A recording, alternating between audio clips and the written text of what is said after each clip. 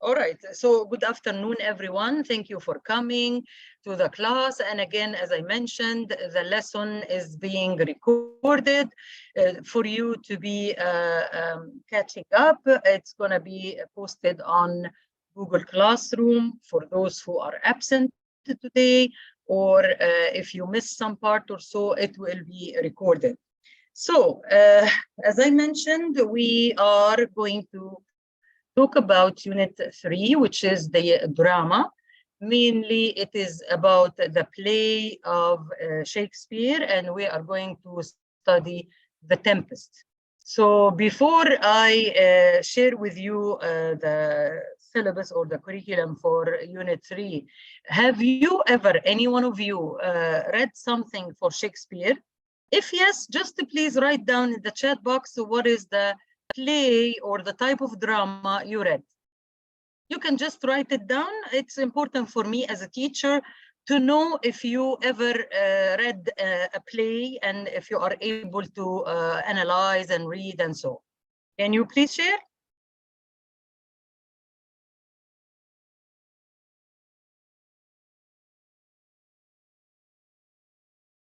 If you can write down in the chat box. If no, if you haven't studied at all, you just write no.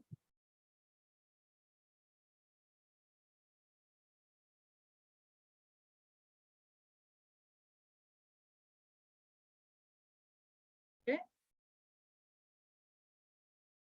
Anyone?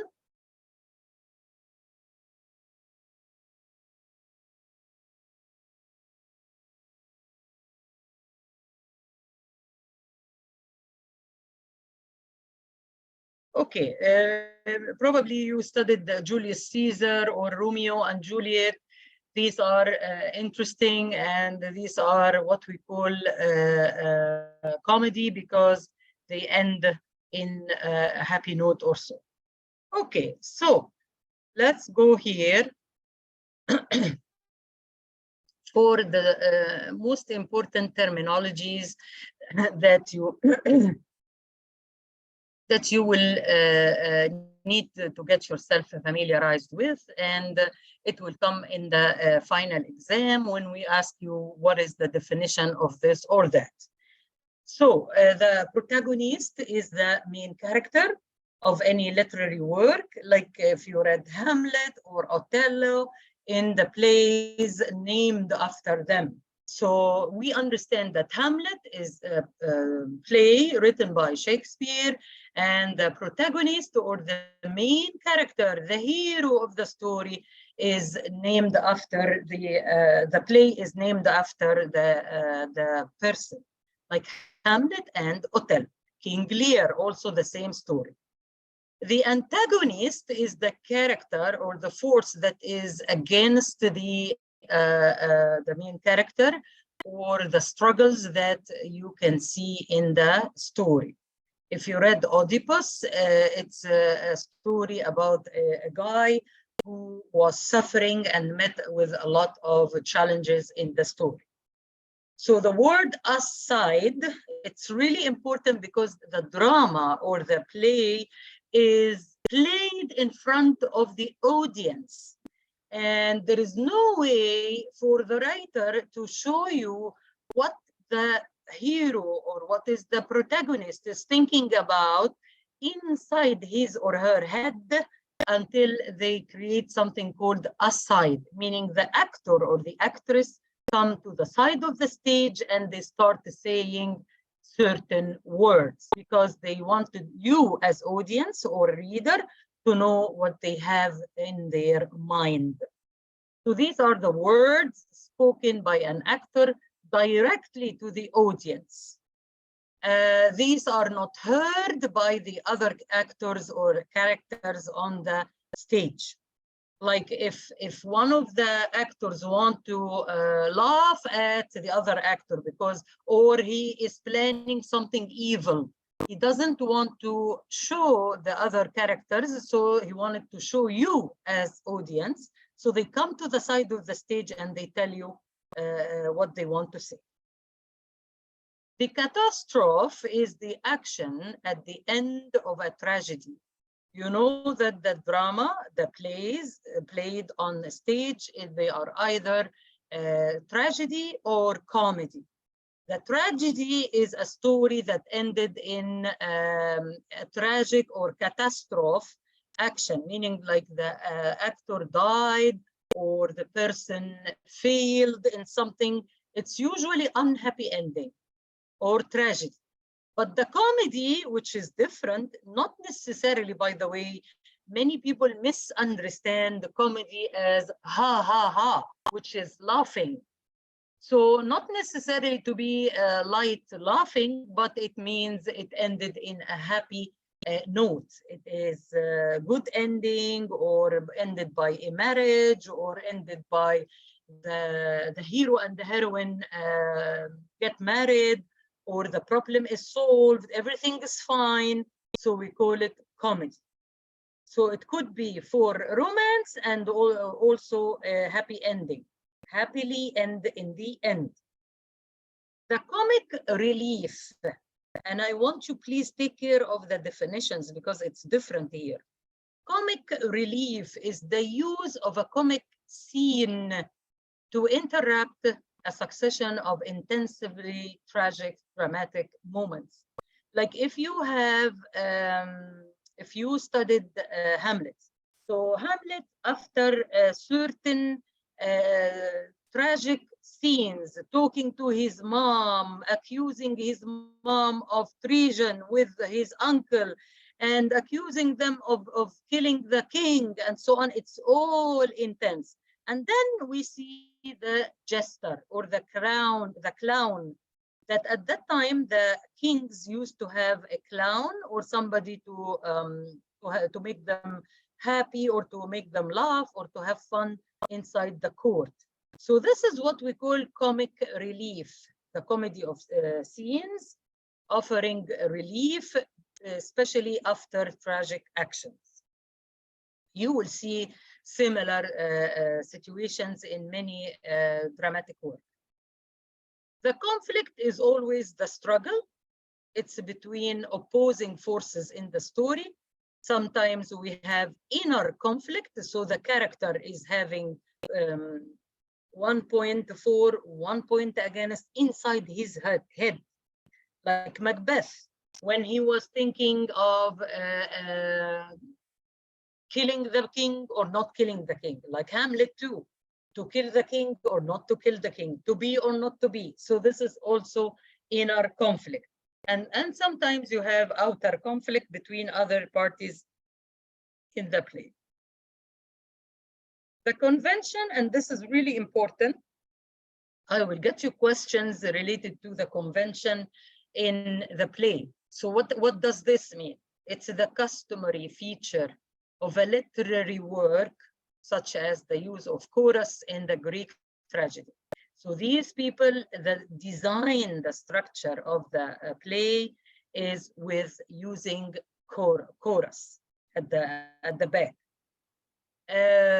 Or it could be a fable or a certain story to give you moral, a lesson, or it is a certain way or design by using rhyme scheme, or the literary conventions that are defined, like, you know, the different genres, like the comic or the novel style or short story or a ballad or a sonnet and a play.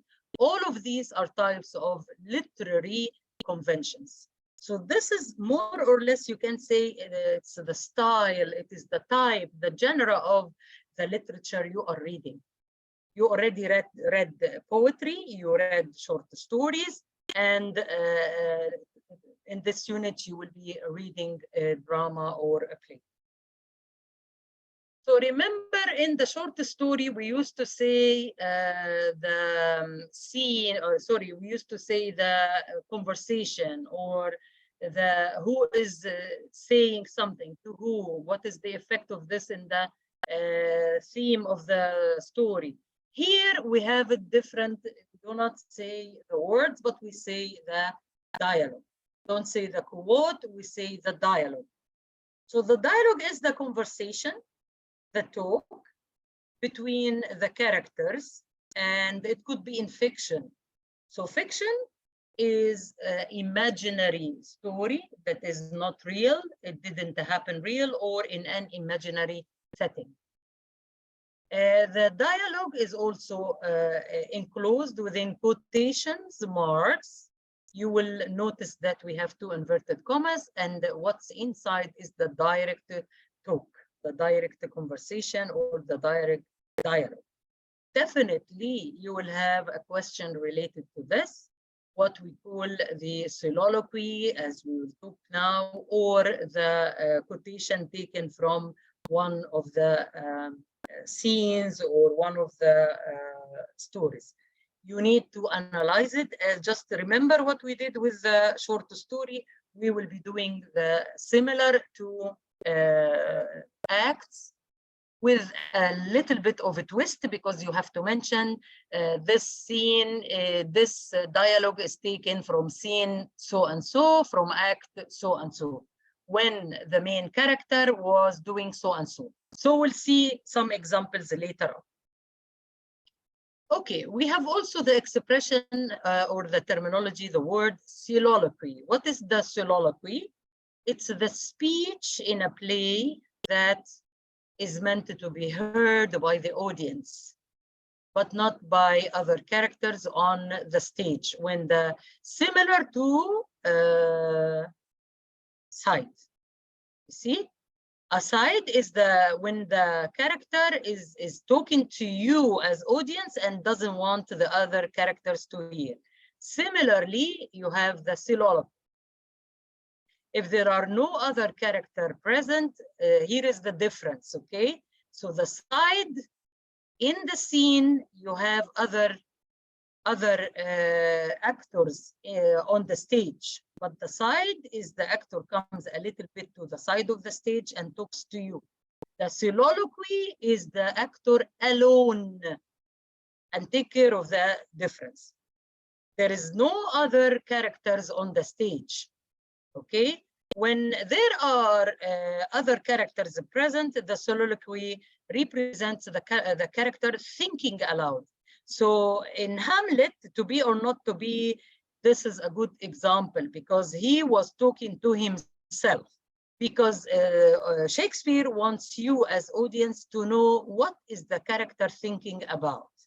Remember, in the drama, you do not have the reading. People at that time, we were not able to read like in the story. There is no narrator. So you need to watch and listen to the characters, what they are saying. We also have the word or the terminology diction. And I believe you still remember the diction from the poetry. It's the choice or the selection of the words that the poet or the author uses. Okay. The dramatic monologue is a kind of poem. Sometimes Shakespeare in particular uses poetry in his stories or in his drama or in his plays. So they can speak in a dramatic monologue, or they can use it in the form of poetry. I want you also to differentiate the terminology of fable, fiction, and satire, and these are really important for you to know. So what is a fable? A fable is a brief story with an explicit moral. There is a lesson. When we say moral, then there is a lesson provided to the author. It is usually said under the characters of animals. So it's like the tortoise and the hare. Remember the tortoise and the hare? When they were racing, and the tortoise, which is the turtle, was slow and she sat down. So there is a moral, there is a lesson we want to know. And if you read Animal Farm, it's again for George Orwell. This is a wonderful book, a wonderful story that is considered a fable on the tongues of animals. So the fiction is also different. It's an imaginary story, not real, okay? The fiction could be in prose, in poetry, or in drama. You will see now when we come to The Tempest, we will see what type of play is it. Is it a real play? Is it a play telling the story of certain kings in real life, or is it fiction? We will see when we come to the play. There is something called flashback. What is flashback? It's when the writer wants to describe something that happened before the time of the play. So at that time, they didn't have cinema. They didn't have somebody to tell you that 5 years ago, this character was so and so. So they use a technique that is called flashback. So the writers use flashback to complicate the scene, the sense of chronology in the plot of their words, and to convey the richness of the experience of human time. Now, the foil is the character who contracts and parallels the main character in a play or a story. So the foil could be like the friend of the character, or like the character, if we say two countries, in this country we have number A, and in this country we have number B. So A and B, they have similar behavior, and they do something like, you know, similar. They are not against each other. We call it foil. El foreshadowing, again, this is for giving you hints of what will happen in the story. The gesture, again, it's important. You didn't find it before because it shows on stage. Like the actor or the actresses uses their body to do some directions on the stage. Irony is really, really important. Some of the stories are absolutely about irony. So the irony is contrast or discrepancy between what is said and what is meant. Like if you see an evil person pretending to be a good person, and he is preaching, and he says, everybody should do this, and we should do this, we must do this and do this. But you know, as audience, you have seen him in different scenes doing evil things. So this is irony. Stage props. The props are the things that the characters use in their hands. Like, for example, if you have a presentation of the devil, so the character playing the devil, you will see that that character is holding a knife, or holding a post, or holding a fork, or wearing horns in their head. So these are called the stage props. Satire is also important to know what is the meaning of satire. It's a type of literary word that criticizes human misconduct and ridicules the vices.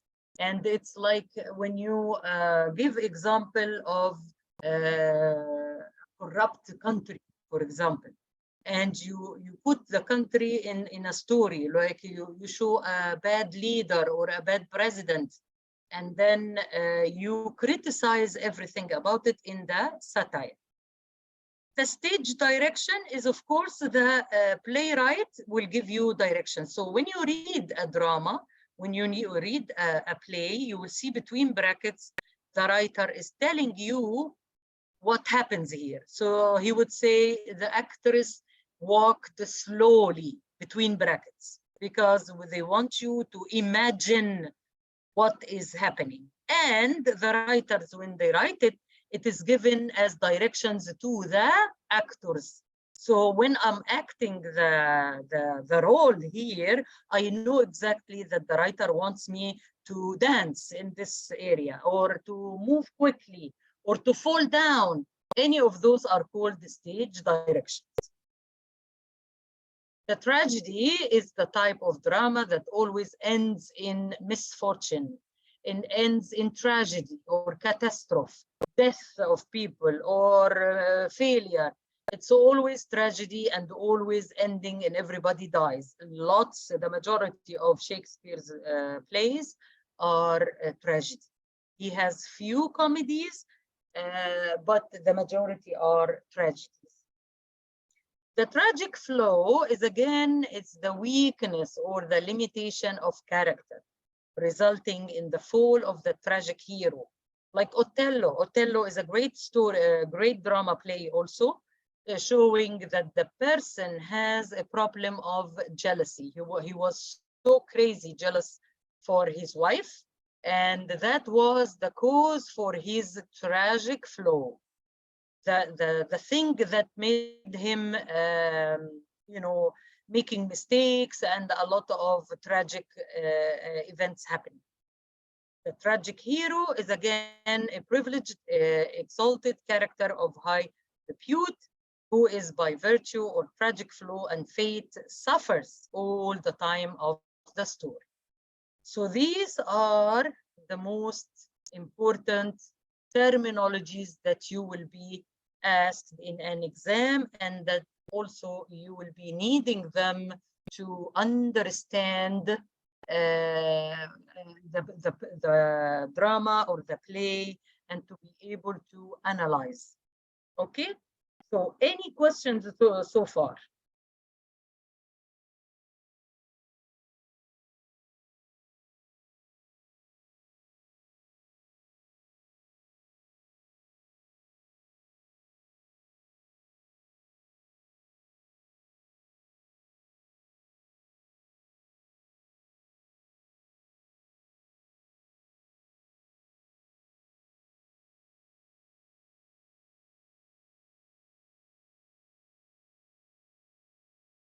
Okay, so we know now that we will be studying The Tempest in this unit, drama. I'm not going to tell you anything about the play. I just want you to discover it yourself. So if you please can go to Google Classroom. Can you please go to Google Classroom, everyone?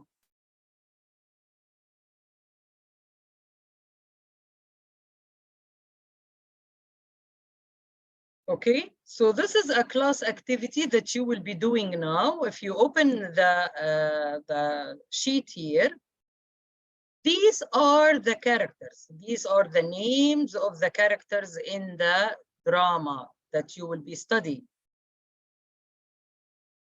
Prospero, Caliban, Ariel, Miranda, Alonso, Stefano, Sycorax, Ferdinand, Trinculo, Gonzalo, Antonio, Costesua. So these are the characters that are in the story, involved in the story. I'm gonna give you some time to do this activity, and this is part of class work.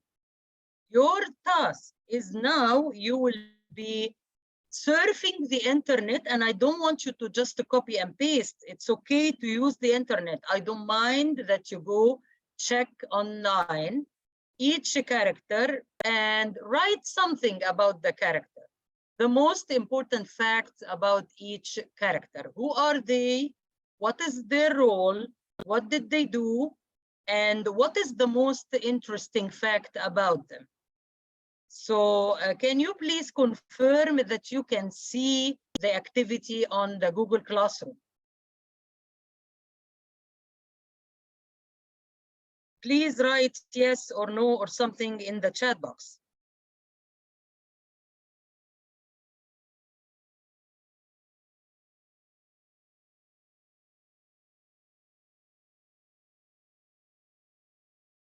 Perfect. Okay. Thank you. So thank you, Yasser. You can see. Perfect. So I'm going to give you time to start working on the activity before we talk about the drama, the play itself. So now,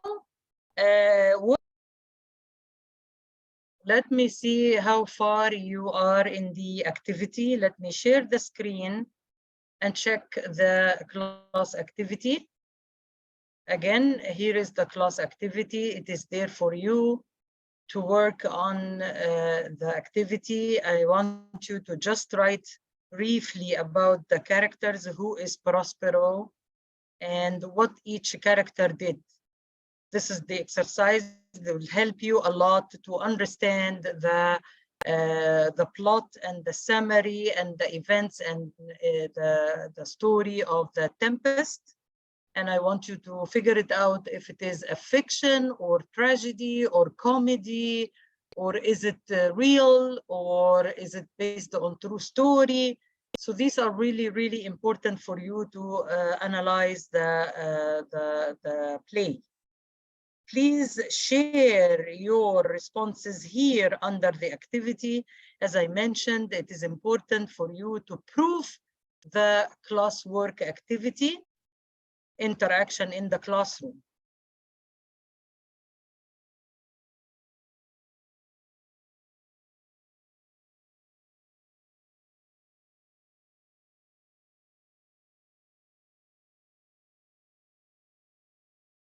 Okay. All right, thank you, Yasser, for posting your work under the assignment here. I'm sharing now for everyone to see. Yes, very good, Yasser. Prospero is the Duke of Milan. Yes, very good. He brings his enemies to the island with a tempest, aims for revenge. Yes. Caliban and Ariel are two of his servants. Bravo. Skilled at manipulation, gives the log while showing the willingness to give up magic. Very good. Who is Caliban? It's a native of the island, right? And mistreats him, and very good. Joins forces to plan. Okay.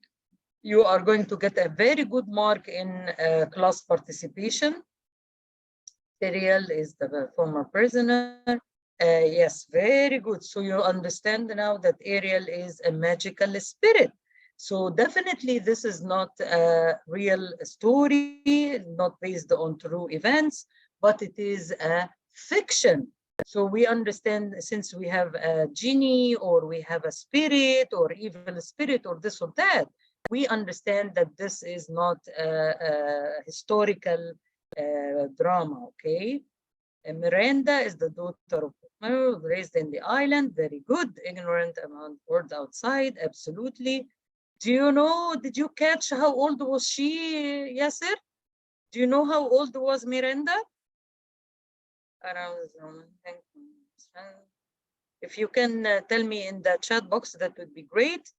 By this quick search class, you would be able to understand what is the play about, and you would be able to see the main plot, the side plot, the events, and you would be able also to analyze the characters and know exactly what each one has a role in the story. Mother of animals, very good. So you wrote something here. Yes, bravo, bravo, Yasser. You got yourself a high mark today. Yes, absolutely. She is 15 years old. Gonzalo, Miranda, Spaining. Bravo. Bravo, Yasser. Excellent. Excellent response, Yasser. Okay. Bravo, Yasser. Hopefully you continue this way. By this way, you will definitely be able to get high marks. Okay, so now we got an idea about the characters, who are they and what they do, and each one, is he on the evil side or the good side or the comedy side? So this is important for us to figure out what is the story about. Here is a time for you. I'm going to show you a short video to tell you briefly what is the whole story about, and I hope you are going to like it, because it's I call is a nice one, and we will see another one where you have the where we have the analysis too. But let's watch the video. While watching the video, your task is to write a summary, to write me in the chat box, to write me a summary of the video you will be watching in a minute. Let me share with the sound. Okay, let's go for the video. And please remember, you need to write a summary. Okay. Let's go here.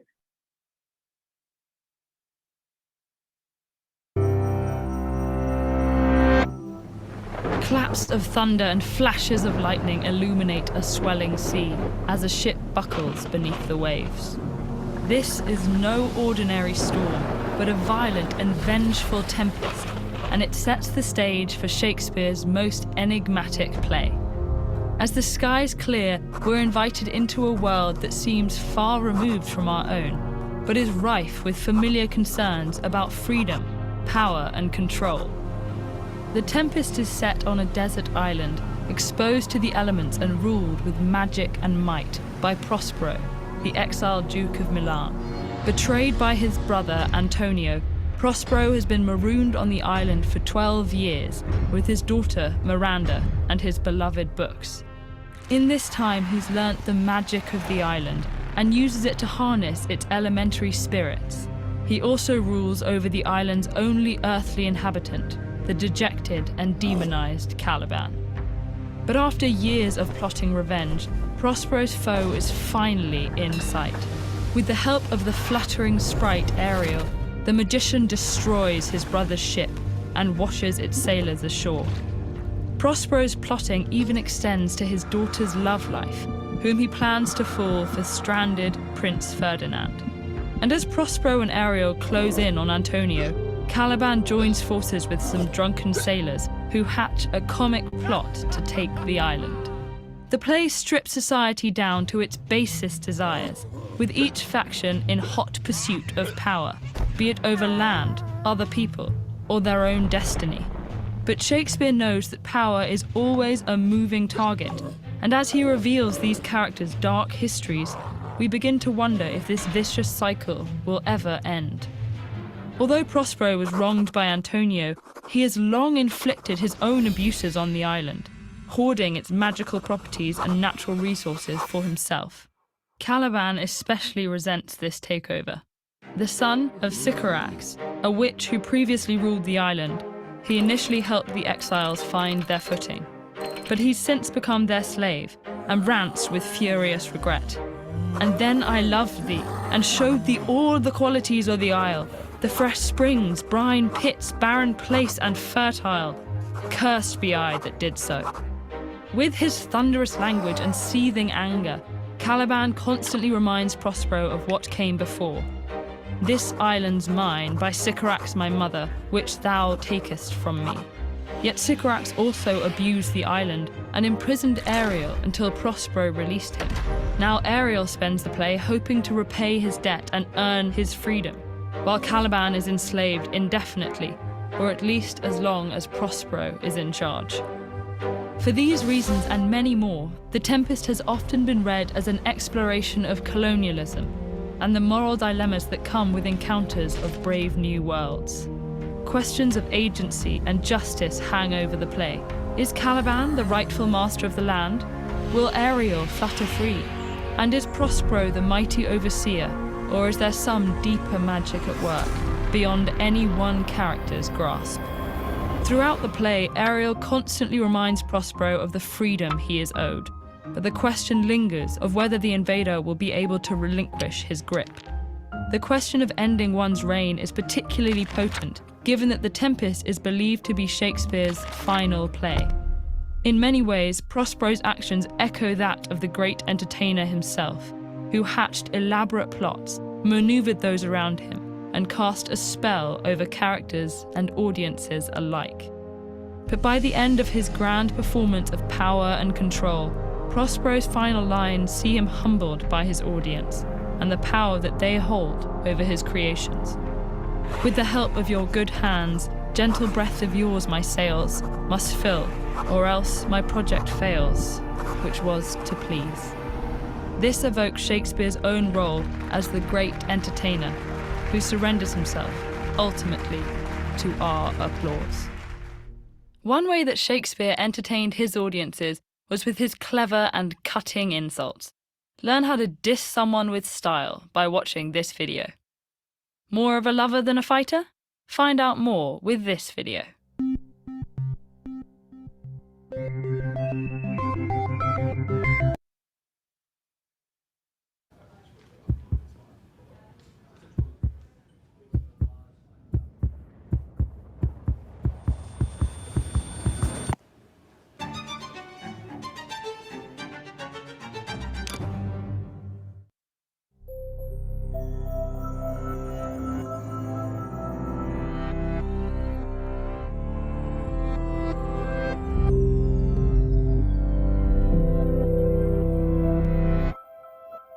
Why do we cringe when we hear Shakespeare? If you ask me, it's usually because of his words.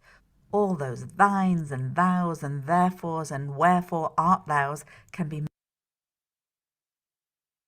So the video we saw was about the story, the summary. Let me stop it here and I will give you the privilege of doing that too. So the video we just watched is the summary of the story. So if you can write down in the chat box, what is this story about? Just words, you don't have to write sentences. What is the story about? Like in the video, it is mentioned, it is about freedom. So we can write the word freedom. Okay, it is about freedom. What else?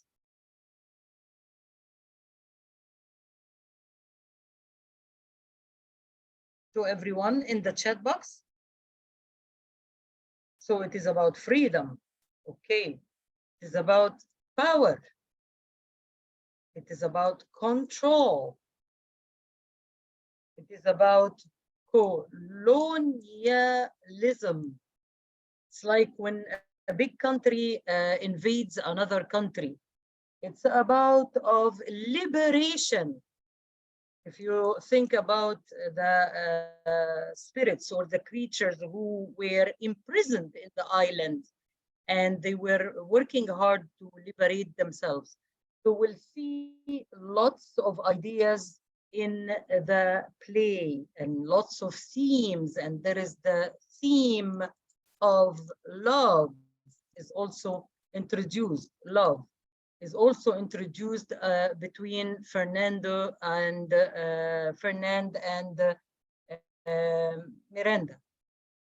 So you will see that lots of themes are mentioned in the story. So would like you to write a summary about the story so far, what you got about it. But before we do that, I'm gonna give you a short break. And then this is something psychological we can discuss. Why do you, students of grade 12 and grade 11, you find Shakespeare's plays are not so easy or not so comfy? So we will discuss that and we will decode why do we have this feeling. But for now, let's have a break. Let's have 10 minutes break and come back. Please do not be late. Only 10 minutes.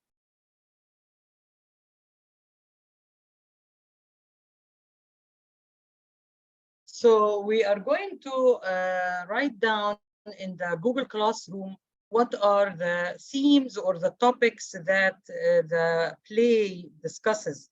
So we talked about the theme of freedom, the theme of power, control, colonialism, liberation, and also the theme of love.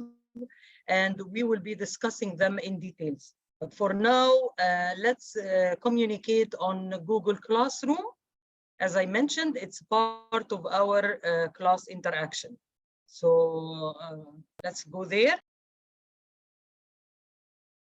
So one more time, we will be watching the video related to why do most of the students not so comfortable studying Shakespeare. We'll discuss it later, but this is just to give you a heads up.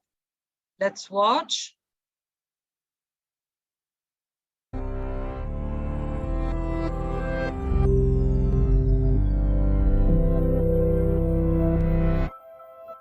Why do we cringe when we hear Shakespeare? If you ask me, it's usually because of his words. All those thines and thous and therefores and wherefore art thous can be more than a little annoying. But you have to wonder, why is he so popular? Why have his plays been made and remade more than any other playwright? It's because of his words. Back in the late 1500s and early 1600s, that was the best tool that a person had, and there was a lot to talk about. However, most of it was pretty depressing, with the Black Plague and all.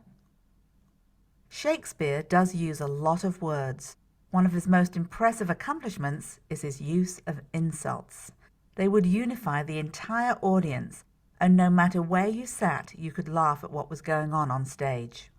Words, specifically dialogue in a drama setting, are used for many different reasons. To set the mood of the scene, to give some more atmosphere to the setting, and to develop relationships between characters. Insults do this in a very short and sharp way. Let's first go to Hamlet.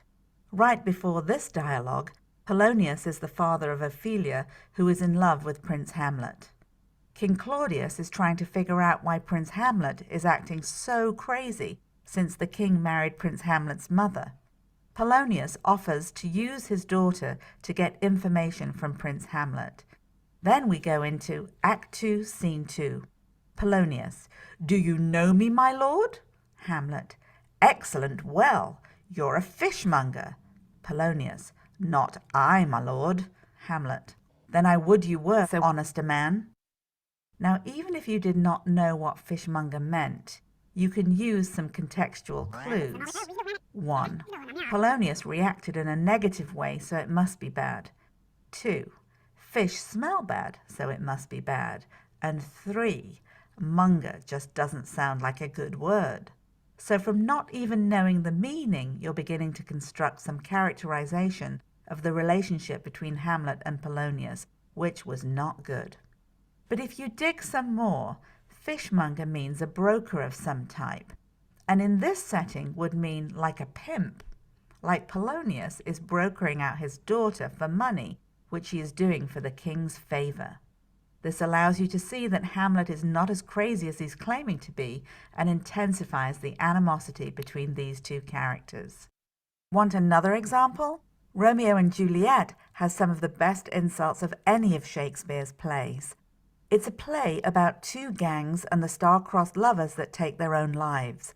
Well, with any fisticuffs, you know that there is some serious smack talk going on, and you are not disappointed. In Act 1, Scene 1, right from the get-go, we are shown the level of distrust and hatred the members of the two families, the Capulets and Montagues, meet. Gregory: I will frown as I pass by, and let them take it as they list. Samson: Nay, as they dare, I will bite my thumb at them, which is a disgrace to them if they bear it. Enter Abraham and Balthazar. Abraham: Do you bite your thumb at us, sir? Samson: I do bite my thumb, sir. Abraham: Do you bite your thumb at us, sir? Okay, so how does this development help us understand mood or character? Well, let's break it down to the insult. Biting your thumb today may not seem like a big deal, but Samson says it is an insult to them. If they take it so, it must have been one.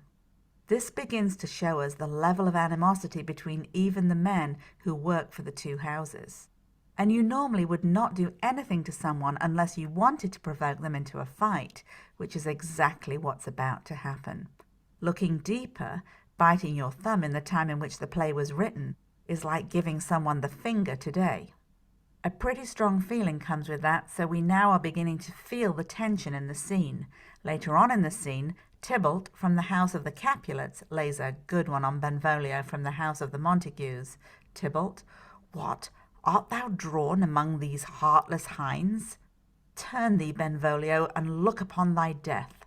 Benvolio: I do but keep the peace. put up thy sword, or manage it to part these men with me. Tybalt. What? Drawn and talk of peace? I hate the word, as I hate hell, all Montagues and thee. Have at thee, coward.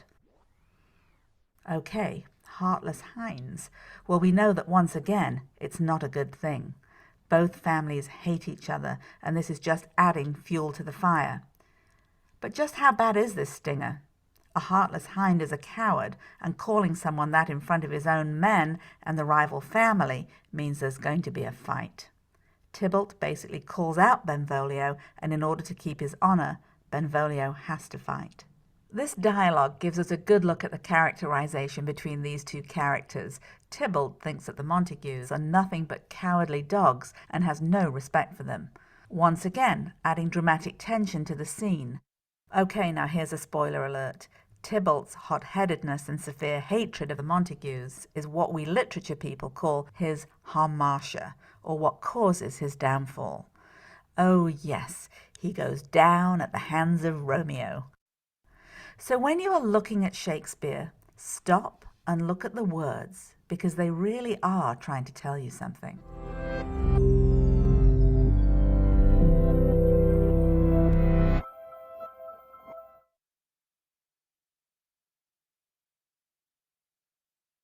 If you're feeling stuck in your life, so this is simply explaining why most of the students do not feel comfortable when they are studying any of Shakespeare's works. However, the most important piece here is that the works that Shakespeare presents is absolutely related to human nature. That is why it is valid for any age, any race, any country. So when he discusses jealousy in Othello, or vanity and the pride in King Lear, or hesitation in Hamlet, or ambition, too much ambition in Macbeth, these are traits and qualities that are found in the human race in general, and also in any country at any time. So these are the traits you can find in our current world, and in the past and in the future. This is something that is what we call fixed. Okay, so now your 20 minutes left. You will be just working on activity for the summary of the plot of The Tempest. So I'm going to give you time to work on it. Just write bullets. You don't have to write too much about it. Only bullets, the plot of The Tempest.